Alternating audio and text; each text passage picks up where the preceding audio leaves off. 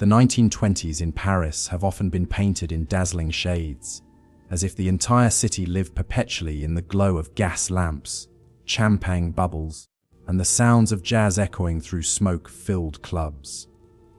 But beneath the shimmering surface of art and culture, there lingered shadows, and in those shadows lived women whose stories were less glamorous, slower, and more ordinary than the myths of Bohemian freedom would have us believe.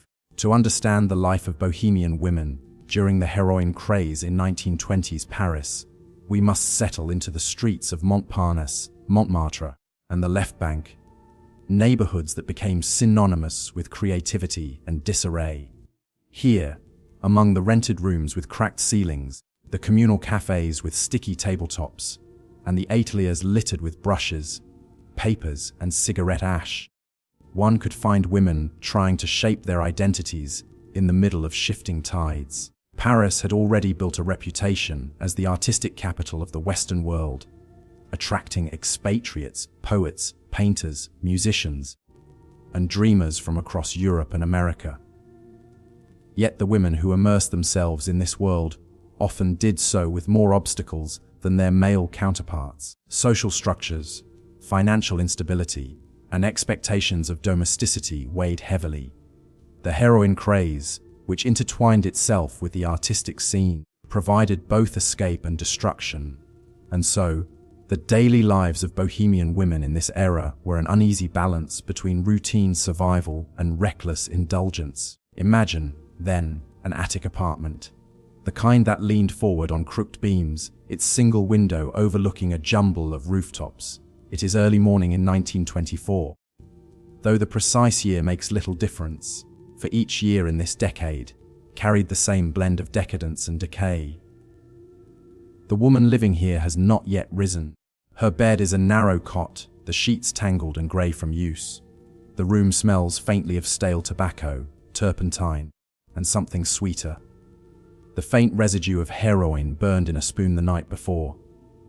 This woman could be an artist, or perhaps a lover of an artist. She could be a seamstress who has abandoned steady work in pursuit of a freer life, or a model who poses for painters in exchange for a few francs and a glass of wine. The categories blur, for in Parisian Bohemia, identities overlapped and shifted constantly. What remains consistent is her poverty, her hunger, and the weight of her choices. Rising late in the morning, she will dress in clothing that is more expressive than practical. Perhaps a skirt of mismatched fabric, a blouse missing a button, a scarf tied loosely around her head. The fashions of the 1920s for respectable women, the neat bobbed haircuts, the straight dresses of the flapper style, are adapted in more careless ways among Bohemians. These women wear what they can find, sometimes purchased cheaply at markets, sometimes handed down, sometimes simply worn until the fabric gives out. Breakfast, if it comes at all, is often meager. A piece of bread from the boulangerie, perhaps dipped into bitter coffee. Food is less important than the cigarette smoked immediately afterward, the first inhale of the day that carries the body forward into wakefulness. Some mornings are different, of course. If the woman has managed to secure heroin the night before, she might take a small portion early, before leaving the room. The effect is soothing, a numbing of hunger, a detachment from the dull ache of worry. It would be misleading to say that every Bohemian woman in Paris took heroin in the 1920s, yet its presence was undeniable. It had filtered into artistic circles by way of medicine, war injuries, and experimentation. Morphine and opium had long been used in Europe, but heroin, cheaper and more potent, became both fashionable and destructive. In the cafés of Montparnasse, one could overhear conversations not only about painting and poetry, but also about suppliers, doses, and the merits of different forms of intoxication. Our imagined woman leaves her room eventually and walks toward a café. The streets of Paris bustle with activity. Trams rattling, children chasing one another, vendors calling out their wares. But in Montparnasse, the cafés serve as living rooms for the Bohemian class. Here, a woman can linger at a table for hours with the purchase of a single drink. The cafe provides warmth in the winter, companionship at any season, and the opportunity to be seen. For many women, being seen as part of the Bohemian crowd, as someone belonging to this circle of outsiders, was as essential as food. At a corner table, she might find other women like herself. Painters with stained fingers, writers clutching notebooks, dancers stretching their tired legs after long rehearsals. The conversations drift between art and complaint, between ambition and despair. It is not unusual for Heroin to enter these conversations, not as a shameful secret, but as another aspect of life, much like wine or cigarettes. Some boast of their tolerance. Others speak of visions or inspirations they believe the drug has granted them. Yet beneath these words, the reality is simpler. Heroin dulled the discomfort of poverty, of failed projects, of loneliness. For women especially, it offered a brief sense of control in a world where opportunities were limited. A male painter might achieve fame and independence, while the woman who posed for him remained nameless, her body immortalized on canvas, but her life forgotten. For such women, the powder in the packet could feel like a companion more reliable than any man. Evenings often stretched late. Jazz clubs pulsed with music, and the smoky air shimmered with movement. Women in sequined dresses danced with abandon, their laughter mingling with the rhythm. But our Bohemian women rarely lived in sequins. They might enter these clubs as observers, sometimes as companions, but more often their nights were spent in dimmer spaces, smaller cafés, shared rooms, impromptu gatherings where wine flowed cheaply and needles passed quietly from hand to hand. The heroin craze of Paris was never universal, never total, but for those within it, life became measured in doses, in the hours between highs, in the dull mornings after. Women navigated these cycles while also managing the ordinary challenges of rent, hunger, and reputation. It is this balance between the everyday and the extraordinary, between the cafe table and the syringe, that defined their existence in the 1920s. Paris in the 1920s was a city of contradictions, and for the women who inhabited its bohemian quarters, life rarely followed a straight or simple path. To walk through Montparnasse or Montmartre in those years was to drift between worlds. The respectable and the disreputable, the dazzling and the desperate, the sober clarity of daylight and the hazy stupor of night. And within these spaces, Heroin had quietly begun to carve out its influence, touching lives in ways subtle and profound. The mornings, for most of these women, began late. Clara, the painter's muse, often woke to the sound of footsteps on the creaking stairs outside her attic room. Her window overlooked the rooftops, their chimneys already coughing out smoke from the bakeries below. She lived in the kind of room that outsiders romanticized. Narrow, crooked, with a skylight that let in just enough sun to illuminate the dust dancing in the air. Yet the romance of the room was reserved for others. For her, the mornings were slow and heavy. She was not alone in this. Many women of Montparnasse woke without urgency, their days unstructured and less dictated by work, a sitting for a painter, a rehearsal, or perhaps a small commission to sew or translate. Without a steady schedule, time stretched loosely, often measured instead by cigarettes smoked, coffees poured, or the small envelopes of powder purchased in shadowy exchanges. Evelyn, the American expatriate writer, was one such woman. She came to Paris filled with enthusiasm, certain she would pen a novel that captured the essence of the lost generation. Instead, her notebooks filled with fragmented sentences, lines of poetry that never blossomed, and drafts abandoned halfway through. She found companionship in cafes, at tables where other expatriates lingered for hours, their talk thick with philosophy, politics, and gossip. Her writing remained unfinished, but her reputation for wit and cynicism grew quickly. She smoked heavily, drank even more, and when Heroin entered her circle, she accepted it as simply another accessory of the bohemian life she had chosen. Suzanne, The seamstress turned Bohemian represented a different story. She had once held steady employment in a garment workshop, stitching seams for hours under the watchful eye of a forewoman. The pay had been poor, the work endless, and the air in the workshop thick with lint. She had left that life not for adventure, but for exhaustion, drawn into the orbit of artists who promised freedom, even if they rarely delivered stability. In Montparnasse she found herself pulled between practicality and fantasy. She still carried a small sewing kit wherever she went, mending torn skirts or reworking discarded garments to sell for a few francs. But she was also drawn to the nocturnal circles, where heroin was passed around like a shared secret, offering brief escape from the anxieties that pressed upon her. Marguerite, the cabaret dancer, lived her life under bright lights that masked the shadows lurking behind them. On stage she glittered, sequined dresses catching the glow of gas lamps, her body swaying to the syncopated rhythms of jazz imported from America. Off stage, her reality was far less dazzling. The long nights left her exhausted, her body aching from constant repetition, her wages barely covering rent and food. Club owners demanded smiles, flirtation, and ever more daring performances. To soften the strain, she turned to heroin, at first cautiously, then with increasing regularity. It dulled the pain in her muscles, softened the edges of anxiety, and granted her the illusion of energy, even when her body longed for rest. Then there was Helena, the war widow. Her husband had been killed in the Great War, one among millions lost in the trenches.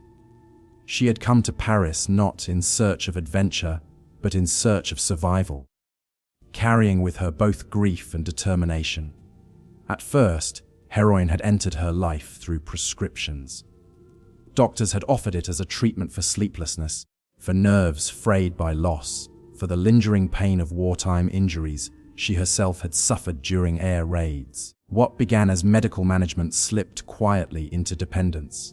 By the mid-1920s, Helena found herself unable to distinguish between relief and craving. She sat in cafes alongside younger women, her face more lined, her eyes more distant, yet her presence carried a quiet resilience.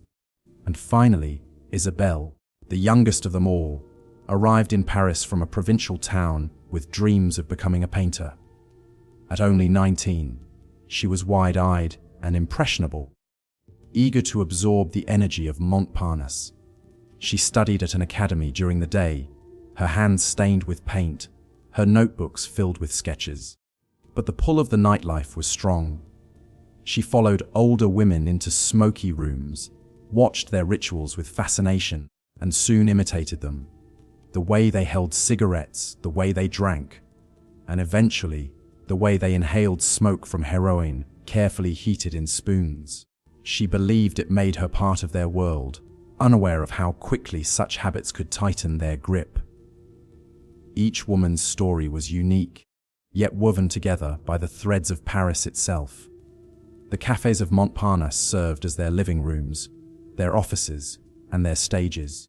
The tables were always crowded, painters sketching in notebooks, writers scratching sentences, models gossiping, musicians laughing loudly as they tuned their instruments. Amid this noise and chatter, heroin was not hidden but discreetly acknowledged. A small packet could be exchanged under the table. A woman might excuse herself briefly, then return calmer, her hands steady once more. The heroin craze was never universal, but in these circles it was common enough to shape rhythms of life. Hunger became less pressing when dulled by the drug. Cold nights felt softer.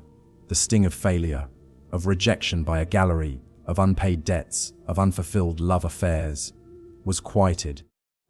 For the women of Parisian Bohemia, whose lives were more precarious than those of the men who dominated the art world, heroin provided a false sense of equilibrium. And so their days unfolded slowly, each one blending into the next. Mornings spent lingering in bed, afternoons drifting through cafes, evenings spiraling into smoky gatherings.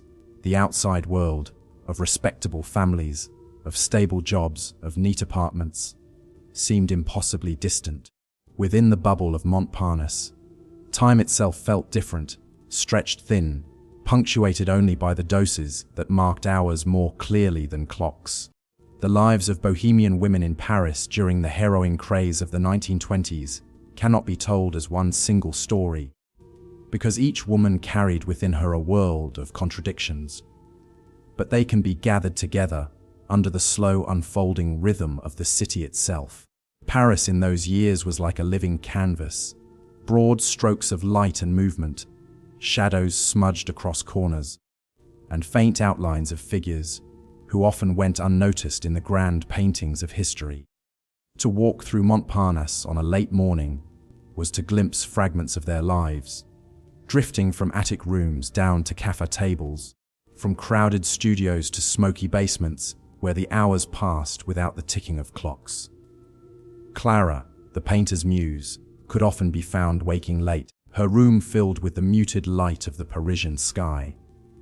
The ceiling sloped low above her head, the plaster cracked in places, and the thin blanket wrapped around her offered little protection from the lingering chill of the night. She lived surrounded by canvases that were not her own, sketches and paintings left behind by men who had borrowed her image, her posture, her body. To others, she was immortalized in oils, a face on a gallery wall, but within her room she was simply another young woman of Montparnasse, with tangled hair, an empty stomach, and a packet of powder folded carefully inside a drawer. For Clara, heroin was not glamour. It was silence, a pause in the endless noise of hunger, of waiting, of being needed only when someone else wanted her likeness. Evelyn, the American writer, belonged to a different corner of the city. Though her routine was strangely similar, she too woke late, often with a glass still half filled beside her bed. Her notebooks littered the floor, pages scribbled with words that rarely formed a whole. She had come to Paris with fire in her heart, imagining herself among the literary greats who were shaping the era. She had thought the city would sharpen her pen, would give her sentences weight and clarity. Instead, Paris weighed her down in other ways. The cafés were filled with endless conversation, but rarely the discipline she needed. She took to heroin not for silence but for energy, believing it lifted her into a state where words flowed more freely. Yet most mornings told the truth plainly. Her notebooks remained disjointed, her body sluggish, her mind chasing fragments it never caught. Suzanne, who had once been a seamstress, moved through the same cafés with a kind of practiced caution. She had not abandoned the practical habits of her working life, and in her bag she still carried needles, threads, and scraps of cloth. On occasion she earned a few coins by repairing garments for other women, or by refashioning discarded clothing into something that looked new. She balanced precariously between the need for stability and the pull of bohemian freedom. For her, heroin was not an everyday indulgence, but a temptation that returned at moments when the world pressed too heavily on her shoulders. Each time she tried it, she told herself it was only to quiet her thoughts, only to escape for a night. Each morning after, she reminded herself she did not want to fall into dependency, yet the circles she moved in made resistance more difficult each week. Margaret, the dancer, lived in brighter lights but deeper shadows. On stage she dazzled, her sequin dresses sparkling under the lamps, her body a rhythm in motion.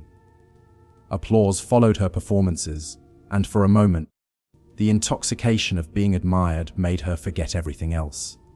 But when she stepped off stage, the glamour dissolved. The wages were small, the demands unending, and her body carried bruises and strains that the audience never saw. To move as though weightless meant carrying immense weight afterward. Heroin, for her, was not fashion or curiosity. It was relief. It eased the pain in her limbs, gave her the strength to continue dancing night after night, and masked the exhaustion that would otherwise have overwhelmed her. She glittered for others, but when she returned home, it was the powder that allowed her to collapse without despair. Helena, the widow, belonged to an older generation. she bore the lines of grief on her face, though she rarely spoke of it. The war had stolen her husband, her home, and much of her stability. Paris was not an adventure for her, but a refuge. She entered the world of heroin through medicine, at a time when doctors still prescribed it as treatment for nerves, for pain, for insomnia. She took it at first with trust, believing it to be a remedy. Slowly, however, the remedy became habit, and habit became dependence. By the mid-1920s, she no longer distinguished between prescription and addiction.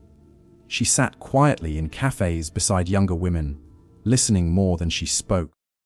Her presence a reminder that the war's shadow had not vanished with the arrival of jars and bright lights.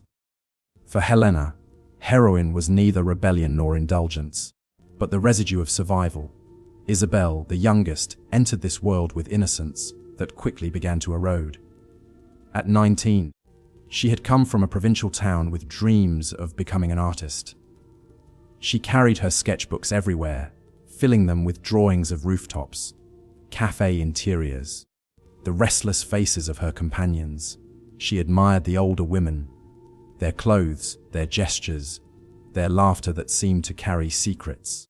She imitated them at every step, from the way they held their cigarettes to the way they ordered coffee. When heroin appeared before her, she did not see it as danger, but as another step into belonging. To refuse would have marked her as childish. To accept felt like initiation. And so she followed, unaware of how quickly the line between experimentation and habit could vanish. These 6 women, scattered across Montparnasse and Montmartre, rarely thought of themselves as connected. Each lived her own story, defined by hunger, by ambition, by exhaustion, or by grief. Yet the rhythms of their days aligned in subtle ways. They rose late, drifted into cafes, stretched their meager budgets across endless hours of coffee and cigarettes, and sought warmth in companionship and intoxication. They were not the subjects of history books, not the names preserved in art or literature, but they shaped the silent fabric of Paris in those years. Without them, the cafés would have been emptier, the conversations duller, the sense of rebellion less vivid. The heroin craze was not the story of excess that later decades imagined. It was quieter, more ordinary, more mundane. It was packets passed discreetly, spoons heated quietly, the soft exhale of smoke in dimly lit rooms. It was women rising each morning with heavy limbs, telling themselves they would do better, and returning each night to the same cycle. It was the way time slipped past unnoticed, days blurring into one another, weeks turning into years before anyone realized what had been lost. Paris in the 1920s was a city breathing in rhythm with both brilliance and decay, a city where every street carried whispers of ambition, poverty, laughter, and despair. In Montparnasse and Montmartre, the cafés and dance halls gave the impression of endless life, endless color, and endless possibility. But beneath the haze of cigarette smoke, beneath the clinking of glasses filled with cheap wine or absinthe, another haze had begun to settle, quieter and more insidious. It was the haze of heroin, creeping slowly into the lives of the women who walked these streets, who sang on dimly lit stages, who served drinks, who dreamed of better things, and who sought refuge from the exhaustion of reality. Among them was Juliette, a café waitress in Montparnasse. She had no illusions about herself. She was not an artist, not a poet, not a singer. She was a worker. She moved quickly between the tables, balancing trays of cheap brandy and bitter coffee. But she had learned to notice the small things. The painter, who once paid her generously, now seemed unable to afford a proper meal. The poet who recited verses aloud for the price of a drink began to slump silently in the corner. Juliette accepted payment not only in francs but sometimes in crumpled sketches or even in small folded paper packets of heroin. At first, she refused them, but the rhythm of her work, the long hours, the bone-deep tiredness pressed upon her. One evening, curiosity and exhaustion overcame her, and she took just enough to quiet her mind. She told herself it would never become more than that. Anya, the Russian exile, lived only a few streets away in a shabby boarding house where wallpaper peeled and the hallways smelled faintly of mildew. Once she had worn silk gowns and sat in drawing rooms in St. Petersburg. Now she clutched the last of her mother's jewelry in a box that grew lighter each month as she sold off one piece after another. Paris was not kind to exiles like her, especially women who had lost everything. Her French was halting, her connections were gone, and the world of the salons no longer existed. For Anya, Heroin became a way to dim the memories. The past was too heavy to bear without some form of oblivion. In the opium dens that had shifted into heroin parlors, she found faces like hers, lost, displaced, searching. She drifted between moments of refinement and despair, always just one step away from disappearing into the shadows of the city. Colette, by contrast, was full of dreams. At only 21, she was an aspiring singer. She performed in small, smoky bars, where the piano keys were often out of tune and the audience was more interested in their drinks than the songs. She carried within her the desire for stardom, the fantasy of cabaret lights and applause. But Paris was crowded with women like her, each dreaming, each singing, each competing for the smallest scrap of recognition. To calm her nerves, Colette began taking heroin, offered first by a fellow performer backstage. The rush quieted her shaking hands and stilled the trembling in her voice.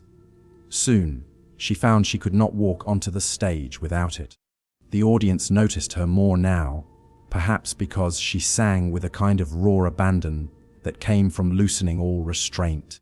Yet the brighter she shone under the dim light of the stage, the darker her nights became once the music ended. Marie Thérèse lived a different kind of life. She had once been a wife in a conventional Paris household, tied to the rules of domesticity and expectation. But she had grown restless, suffocated by routines of cooking, cleaning, and raising children. One day, she left it all behind, walking away from her marriage with nothing but a small suitcase. She believed Montparnasse would give her freedom, that among the artists and poets, she would reclaim something she had lost. Yet freedom came with a price. Work was scarce, money was unstable, and the life of cafés and bars demanded constant energy. To sustain herself, she turned to heroin, which gave her the illusion of control, of youth, of defiance against the dull weight of conformity. Yet even as she embraced this new identity, she felt the pull of the old life. She wondered sometimes if her children thought of her, if her absence had left wounds deeper than her presence ever had. But she drowned these thoughts in the calm numbness that heroin provided. Agnes was perhaps the most haunted of them all. She had served as a nurse during the Great War, tending to broken bodies in the mud, soaked trenches and blood-soaked hospitals. She had seen more pain and suffering than most could imagine. Morphine had been everywhere during the war, used to dull the agony of wounded soldiers. After the war, Agnes found civilian life unbearably quiet. The silence of ordinary days was a weight she could not carry. So, when heroin appeared, she recognized its familiar cousin. It was a continuation of what she already knew, a way to soften unbearable memory, to blur the visions of faces she could not forget. In the evenings, in small rented rooms, she injected herself, each time chasing not pleasure, but the simple absence of pain. And then there was L.A. the youngest of them, only 18, freshly out of an orphanage. She had grown up watching older girls leave, some to factories, some to households as maids, and others simply disappearing into the city. She wanted to belong somewhere, anywhere, to feel that she mattered. Paris seemed like a stage on which she could create a new self. She copied the older Bohemians, dressing as they did, speaking as they did, laughing as though she understood everything. When heroin was offered to her, she took it without hesitation, thinking it was part of the glamour. But she was too young to know how quickly it would consume her. Within months, her once bright eyes dulled, her cheeks hollowed, and she clung desperately to the illusion of belonging, even as she drifted further from reality. These women moved in and out of each other's orbits. They shared cafés, dance halls, and crowded apartments. They passed one another in the dim glow of Montparnasse evenings, sometimes exchanging words, sometimes only glances. They represented different paths, different stories, yet all were caught in the same web of heroin that spread silently through Paris. For the men, addiction was often spoken of in terms of wasted genius or ruined art. For the women, it was quieter, more invisible. Their stories were not celebrated or mourned in the same way. They were simply absorbed into the background of the city, another thread in its tapestry of decadence and decline. Heroin did not discriminate. It reached the working waitress, the exiled aristocrat, the ambitious singer, the rebellious housewife, the traumatized nurse, and the orphan dreamer. Each found in it something they sought: relief, escape, courage, or belonging. But the end was almost always the same. The drug hollowed out their days, drained their health, and bound them to the rhythms of craving and despair. Paris remained lively on the surface. Jazz played, painters painted, writers argued in cafés. But beneath that glitter, women like Juliette, Anya Colette, Marie Thérèse Agnes, and Léonie slipped quietly into obscurity. And so the story of Heroin in 1920s Paris was not only the story of poets and painters, not only the story of genius undone. It was also the story of ordinary women, forgotten women, who carried the weight of dreams and disappointments alike. Their lives were neither glamorous nor heroic. They were simply lived, moment by moment, under the soft haze of a powder that promised everything and delivered only silence. Paris in the mid-1920s gave the illusion of brightness, of new beginnings, of a world recovering from the catastrophe of war. The boulevards were filled with automobiles, the cinemas flickered with silent images, the cafés overflowed with chatter in French, English, Russian, Spanish, and Italian. Yet behind this tapestry of modern life lay smaller stories, often unnoticed, that told of women caught between routine, ambition, and a quiet escape into substances that blurred the edges of reality. Among them were the heroin users, drawn not only from the celebrated ranks of writers and painters, but from the seamstresses, landladies, dancers, painters, vendors, and dreamers of the city. Their lives traced the invisible lines of Paris, the currents that connected the glamour of Montparnasse to the struggles of its working poor. Isabelle was one such thread in this fabric. She worked in a small dressmaking shop not far from the Boulevard du Montparnasse. Day after day, she bent over fabrics under weak light, stitching sequins into gowns destined for cabaret stages. Her hands carried the skill of precision, but her life carried little glamour. While the performers twirled under the bright lamps of jazz clubs, Isabelle remained in the back rooms, adjusting hems, sewing seams, breathing in the dust of cloth and chalk. She longed to feel some part of the radiance she dressed others for, and sometimes she imagined herself wearing the gowns she constructed, stepping onto the stage. But reality always pulled her back. It was through these performers that she first encountered heroin. They told her it gave them stamina, composure, a certain brightness on stage. At first, Isabelle resisted, thinking it was not her world. Yet one long night, overwhelmed by exhaustion and envy, she accepted a small dose. The effect was subtle, soft, like slipping briefly into the dream she had always imagined. It was not glamour, but it was something that felt close enough. Madeleine, by contrast, lived not in fantasy, but in the blunt reality of keeping her boarding house alive. A widow of the Great War, she had turned the ground floor of her home into a series of rented rooms for artists, laborers, and wandering students. Each tenant brought their own stories, and many of them brought with them the habits of heroin. At first, Madeleine kept her distance. She was stern, practical, unwilling to indulge in what she saw as youthful foolishness. But loneliness is persistent. Her nights were long, her house echoing with silence once the tenants retreated to their rooms. when one left behind a small packet of the drug as part of rent owed. She hesitated for days before touching it. Curiosity mingled with solitude, and eventually she gave in. For Madeleine, heroin was not about glamour or performance. It was about silencing the emptiness of evenings, softening the ache of a life that felt suspended between the past she had lost and a future she no longer knew how to build. Heroin brought a different energy. At 23, she was a dancer in one of the jazz clubs that had sprung up in the wake of American influence.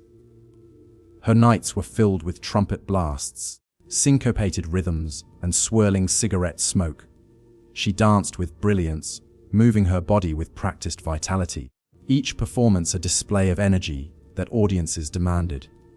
Yet offstage, her body felt broken, her muscles sore, her mind weary from the relentless demand to shine. Heroin was offered as a cure for this exhaustion, a way to continue dazzling the audience without faltering. For Yvonne, it became part of the routine. Before stepping into the lights, she steadied herself with the quiet numbness of the drug. On stage, she appeared radiant, tireless, almost untouchable. Offstage, she drifted into a world of shadows, conserving the fragments of strength she still had. The contrast between her public self and her private decline was stark, though hidden from the casual observer. Catherine lived in a studio barely large enough to hold her canvases. She had come from a provincial town, determined to become part of the Parisian art world. Yet it was a world dominated by men, where recognition for a woman came slowly, if at all. She painted feverishly, convinced that each new canvas might be the one to bring her attention. Rejection came in quiet forms: dismissive comments, exhibitions that overlooked her, patrons who praised her promise, but offered no support. Heroin entered her life as a companion to this rejection. It gave her the sensation of clarity, of inspiration, though in truth it dulled her edges. Nights stretched into mornings as she painted under its influence, convinced of her brilliance. Though the canvases grew increasingly chaotic, Catherine was one of many women who sought entry into the avant-garde only to find the door half closed, and the drug became both her consolation and her prison. On the streets near Montparnasse station stood Heroin, the chestnut vendor. She was not a part of the Bohemian world, not a dancer, not an artist, not a dreamer of fame. She was a worker, her days measured by the smoke of her roasting pan and the clink of coins dropped into her small box. Life had hardened her, yet she kept a certain humor, greeting passers-by with jokes, making light of her poverty. But endless work wears down even the strongest spirit. She grew tired, her back ached, her pockets remained light. Friends told her of a way to ease her fatigue, to bring warmth to her body when food was scarce and sleep was shallow. They introduced her to heroin, and though she laughed at the suggestion at first, she eventually tried it. For Heroin, it was less about escape and more about endurance, a way to survive the relentless rhythm of poverty. She remained by her roasting pan, still calling out to passers-by, but her eyes grew heavier, her laughter more forced. Odette, the youngest among them, lived for cinema. At 19, she dreamed of becoming a star in the silent films that flickered across Parisian screens. She worked as an extra, standing in crowded scenes, appearing for only moments in the background of stories. To her, it was the first step towards something greater. The film world dazzled her, but it was also exploitative. Directors and actors treated young women like her as disposable, promising opportunity in exchange for obedience. Heroin entered her life through this world, given to her as part of the nightlife that accompanied the cinema industry. At first, she saw it as part of belonging, as though by sharing in this habit, she might draw closer to the stars she admired. But instead, it drew her into dependency, eroding the very vitality that had once made her hopeful. The dream of cinema shimmered faintly before her, but her reality was one of dimming light. These women, Isabelle, Madeleine, Yvonne, Catherine, Heroin, Odette, moved along parallel tracks in Paris. They rarely crossed paths, though their lives reflected one another. Together, they formed a portrait of the heroin craze not as a single event, but as a quiet spread through diverse corners of the city. It was not only the artists and poets who succumbed, but also the seamstress, the widow, the dancer, the painter, the vendor, the dreamer. Each sought something different: glamour, relief, endurance, recognition, or escape. Each found themselves instead drawn into the same stillness, the same cycle of dependence. Paris remained lively on the surface. Cinemas played, jazz bands roared, cafés hummed with conversation. But within its quieter spaces, women like these lived through stories that rarely reached the newspapers, rarely entered the histories of art and literature. Their lives were ordinary in many ways, yet each carried the weight of a substance that promised more than it gave. In their struggles, we find not tales of grand tragedy, but of slow decline, of quiet evenings dulled into sameness, of hopes gently eroded. This was the other face of Paris in the 1920s, the face less seen, less remembered, but no less real. Paris in the 1920s was a city overflowing with contradictions.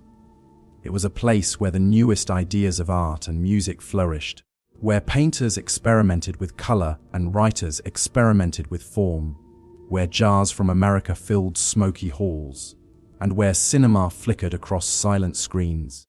Yet behind this glittering surface ran quieter undercurrents.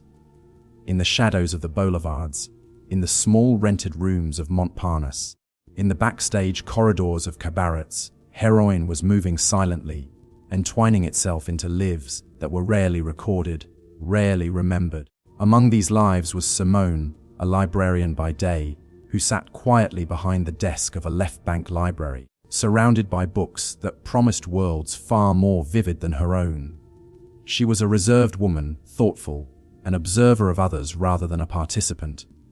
Each day, she catalogued volumes, answered polite questions from students, and reshelved works of philosophy and literature. She lived a life of quiet repetition, reliable yet invisible. When the doors of the library closed, she walked back to her small room where silence awaited her. The city outside glowed with neon lights, but her evenings stretched into emptiness. It was there, in the solitude of her room, that she first encountered heroin. She did not discover it through cafés or cabarets, but through a quiet acquaintance who lent her books and left her a small packet one evening. For Simone, heroin was not about excitement. It was about escape from loneliness, about softening the silence that seemed endless. It gave her the feeling, if only briefly, that she too belonged to the rhythm of Paris, even if no one noticed. Clara, in contrast, lived close to the noise of performance. At 22, she worked backstage in a cabaret, sewing and repairing costumes that glittered under the lights. She was energetic and talkative, always eager to be part of the performer's world, though her role kept her firmly behind the curtain. She watched the dancers and singers move across the stage, envying their sparkle and applause. She handled their gowns, adjusted their feathers, pinned their sequins, and dreamed of one day stepping out into the light herself. The performers she worked with often shared heroin among themselves, claiming it gave them energy and calm, that it kept their nerves steady under the weight of expectation. Clara, wanting to belong, eventually joined them. Heroin, for her, became not just a substance but a form of initiation, a way of feeling that she too was part of the cabaret, even if her name was never on the posters. It dulled the sting of always being behind the curtain, of always watching from the edges. Margaret carried with her the long shadow of the Great War. She had lost her husband at Verdun, one among thousands who never returned. At 37, she was a widow in a city that seemed to have moved on from grief, a city determined to embrace life again. Yet for her, the war was not a memory but a constant presence. She lived with financial hardship, working odd jobs, never quite steady. She remembered how morphine had been used to ease the pain of the wounded, how her husband had spoken of it in his letters before his death. When Heroin appeared in Paris, it felt like a continuation of that world, a way of connecting with what she had lost and also of dulling the ache that never left her. She was not a woman of glamour, not a woman of the stage or the cafés. She was one of many who carried quiet grief, and Heroin became her companion, a way of softening the relentless weight of memory. Elise lived closer to the streets, selling flowers outside cafés and dance halls. At 25, she stood for hours with bouquets in her arms, calling out softly to passing couples, hoping to sell enough to eat. She presented herself as cheerful, greeting strangers with warmth, but behind her smile lay desperation. She watched others leave lives of glamour, entering clubs she could never afford, while she remained on the pavement. When her flowers did not sell, she sometimes exchanged them for coins, or in darker moments, for packets of heroin. She told herself it was temporary, a way to pass the nights when her body ached from standing and her stomach was empty. For Elise, heroin was never glamorous. It was a bargain struck out of necessity, a small relief purchased with petals that wilted in her hands. Renée was still young, only 20, an art student filled with dreams. She came to Paris believing in possibility, carrying sketches and ambitions of recognition. She studied at an academy, struggling to pay tuition, living in cramped conditions. She wanted to prove herself as an artist, yet the pressures weighed heavily. Her classmates, particularly the young men, spoke of heroin as a tool of creativity, a way to break boundaries, to free the imagination. At first, she resisted, but the pressure to belong, the desire to be taken seriously, wore her down. Soon she too experimented, convincing herself it helped her work. The lines on her canvases grew looser, more fluid, but also more chaotic. Renée believed she was touching genius, though in truth she was drifting away from clarity. Like many young artists, she mistook the fog for brilliance. And then there was Blanche, older than the others, at 41. Once, she had been a courtesan, celebrated and admired, her presence desired by wealthy patrons. She had lived in fine apartments, dressed in silks, attended parties where champagne flowed endlessly. But the years had shifted and her beauty, once her currency, began to fade. Her patrons grew fewer, their interest drifting to younger women. Blanche clung to her memories, speaking often of past glories. But she could not escape the reality of decline. Heroin became her refuge, a way to soften the loss of what she once was. She told herself it preserved her allure, that it kept her youthful, though her reflection told another story. She was one of many women who had once stood at the center of Parisian decadence, now slipping quietly into obscurity. Together, these women, Simone the librarian, Clara the costume girl, Marguerite the widow, Elise the flower seller, Renée the student, Blanche the courtesan, formed another layer of the city's story. They rarely met, their lives moving in separate orbits, yet they were connected by the same thread of heroin that wound its way through Paris. Each represented a different corner of life, the quiet world of books, the hidden labor of performance, the grief of war, the struggles of the street, the ambitions of youth, the fading light of age. Heroin was not confined to one class or one circle. It seeped into each, offering something different, taking something similar. The cafés still buzzed, the jazz still played, the films still glimmered across screens. But behind the brilliance, lives like these unfolded quietly, unnoticed. They were not the subjects of headlines or art reviews. They were the forgotten women of the heroin craze, their struggles woven invisibly into the fabric of Paris. In their silence, in their decline, we see the other side of the roaring 20s, not only its energy and creativity, but its fragility, its losses, and its shadows.